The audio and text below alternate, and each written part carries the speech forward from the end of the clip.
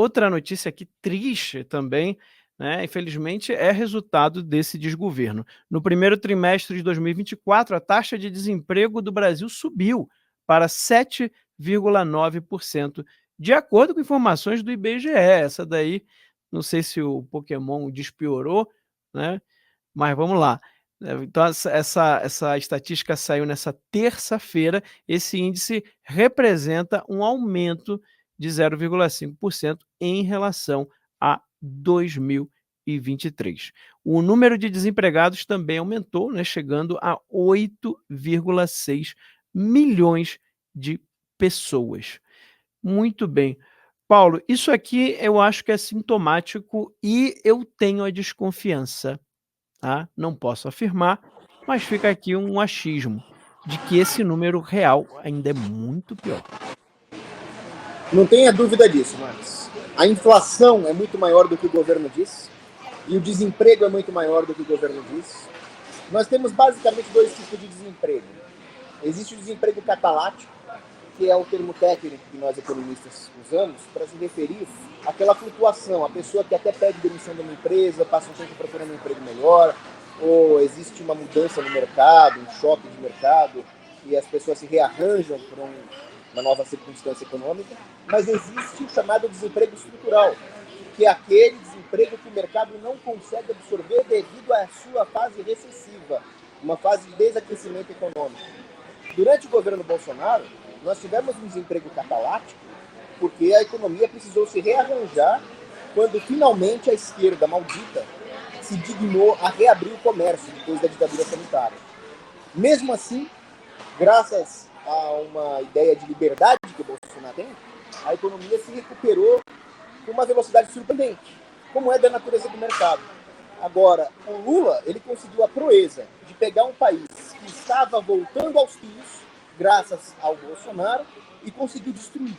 Ele conseguiu destruir o valor da moeda, ele conseguiu destruir o câmbio, ele conseguiu nos destruir perante os mercados internacionais, e destruindo as empresas, ele destrói os empregos também. Não adianta a Janja, aquele lumiar da ciência econômica chamado Janja, vir falar, não, fica tranquilo que os aumentos de impostos, de reduções, vão só se refletir na perda de lucro do patrão. É óbvio que isso vai se refletir também na queda da qualidade de vida do trabalhador, vai se refletir em menores salários e vai se refletir em desemprego, porque a economia é uma só e patrão também é gente. Quem não é gente, para mim, é político corrupto, mas patrão, empregador, capitalista é gente. Eles geram emprego, eles produzem riqueza. Agora, diante das medidas econômicas que o Lula está tomando, não só os impostos escorchantes, a regulação, a inflação, a improbidade administrativa, mas também a incerteza e a quantidade de mortes de CNPJs no Brasil nesses últimos 1 ano e meio de desgoverno do PT foi brutal. E é claro que isso vai se refletir em um desemprego estrutural. Não é só desemprego que a economia está se rearranjando, não. Isso são pessoas que estão desempregadas estruturalmente, que vão ter dificuldade de arranjar um emprego e de sustentar suas famílias. Isso é resultado de uma política anticapitalista, de um ódio ao empresário, porque quem propicia emprego produtivo é o empresário, ele arranja o capital de forma a viabilizar a contratação de mão de obra. Esse governo do PT é inimigo do agricultor, é inimigo do industrial, é inimigo de quem gera emprego e, logicamente, vai ser inimigo também do trabalhador assalariado. Ele prometeu picanha, mas a única coisa que teve foi caviar, não para o povo, mas para o Sarney, para o Flávio Dino, para o José Dirceu e todo aquele povinho que estava lá naquela festa de alto luxo da elite mandatária. O povo não tem nem picanha, nem verdura saudável, nem nada. O povo só tem tristeza, censura e ameaça. Exatamente, Paulo.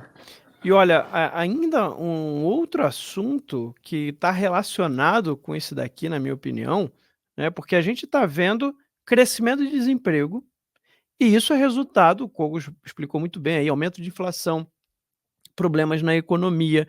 Você teve, olha que loucura, a gente teve a maior arrecadação, né, da história aí nesse mês de março, se eu não me engano, nesse atual governo. Foram 80 bilhões a mais do que o ano passado. E mesmo assim nós estamos com déficit. Mesmo assim as contas não fecham. Por quê? Porque o gasto desse governo é exacerbado. Ele dobrou, mais que dobrou até, né, se eu não me engano eram 18, agora já são 40 ministérios. Gente, isso é muita coisa, isso é muita coisa. 40 ministérios, colocando aí o todo, porque não é só o ministro, tem todo ainda um grupo de funcionários para fazer um ministério rodar. Tudo isso é gasto público. Então, assim, eles não têm pena do seu dinheiro. Eles querem mesmo é gastar, eles não conseguem ver, eles não querem superávit. Superávit para eles é deixar dinheiro na mesa. Isso é a mentalidade de todo esquerdista, ele vê dinheiro público, ele quer dinheiro no bolso dele. Aí agora, saiu hoje, operação da Polícia Federal investigando desvio de verba do SUS e lavagem de dinheiro. E pode chegar a 1,7 bilhões de reais, tá? Para vocês terem ideia do que está acontecendo, né? Eles tiveram que bloquear os bens dos investigados no valor total de 1,7 bilhões para garantir a devolução dos valores desviados aos cofres públicos. E como é que era a questão? Olha como é que eles atuavam, tá? As empresas de fachada e laranjas eram utilizados para lavar o dinheiro desviado de contratos licitatórios fraudulentos envolvendo os recursos do SUS. Então, Cogos, isso é uma coisa que as pessoas não têm noção de que esses contratinhos que são feitos, essas licitações que são feitas, né, nesses governos, eles muitas das vezes são moeda de troca, né? Eles põem um valor muito acima, por quê? Porque vai ter que aquele dinheiro depois vai servir para pagar um montão de gente que está ali, vamos dizer assim, os amigos do rei, né? Existem mercados artificiais. Por exemplo, esse mercado de carbono que os ambientalistas inventaram da cabeça deles ali, que não tem nenhum fundamento científico, o que é isso? É uma forma de obrigar os empresários a pagar um dinheiro a mais para poder produzir. É um imposto verde, que não tem nenhum fundamento. Mas eles criam um mercado artificial para criar uma transferência de renda injusta dos países que precisam emitir carbono para se desenvolver, e aí eles dão esse dinheiro para países que já têm indústria. Uma injustiça, a criação do mercado artificial. Mas essa não é a única forma de se criar um mercado artificial. Isso que você falou, criar um monte de ministério, um governo inchado, um monte de carguinho. O que é isso? Eles criam moedas de troca, eles criam um meio de fazer negociatas usando como lastro financeiro o dinheiro do povo. Então, qual é o lastro de todas essas negociatas, desses cargos?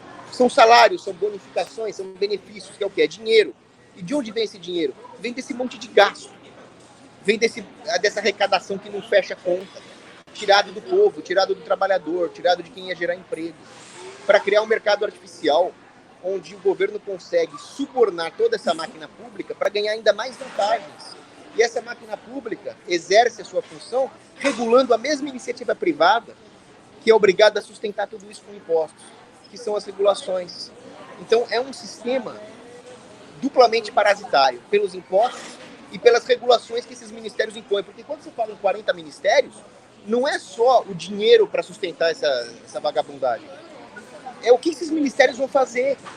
Eles vão querer justificar, dar uma razão da sua existência. Vamos regular a economia, vamos fazer políticas públicas. Isso é pior. Era melhor sustentar 120 ministérios que não fizessem nada do que sustentar 20 ministérios que enchessem o saco da iniciativa privada. Então a situação é tenebrosa, Max, tenebrosa.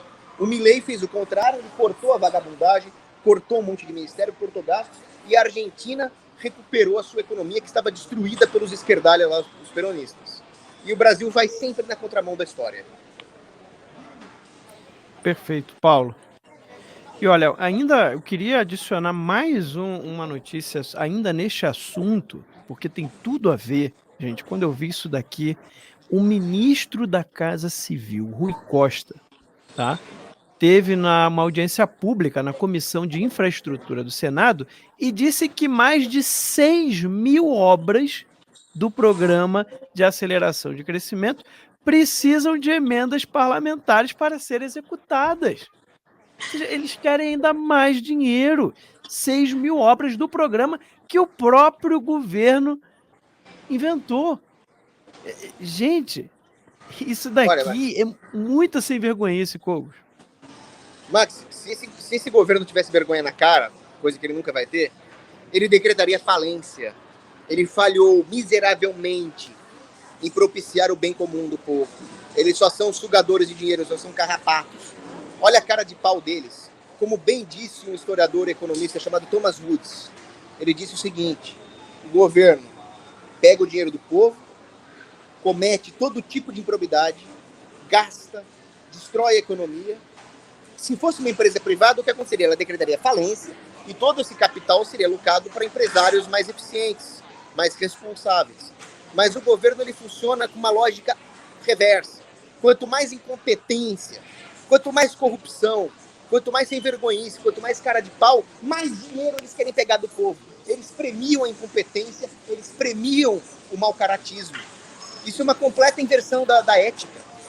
Então, quanto mais destruída tiver a economia, quanto mais a administração pública for ineficiente e corrupta, mais eles vão ganhar dinheiro, pegando dinheiro do povo com essa justificativa furada. Não adianta tentarem te impedir de assistir os meus vídeos.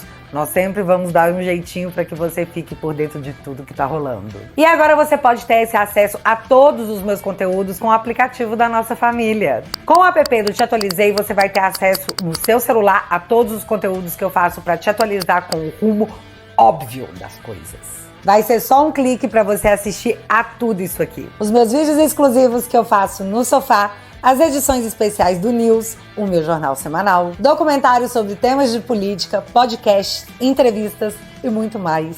Por enquanto, o app está disponível apenas para quem tem Android, mas daqui a pouco vai sair a versão para iPhone. Libere seu acesso a todos os meus conteúdos que estão disponíveis somente na minha plataforma.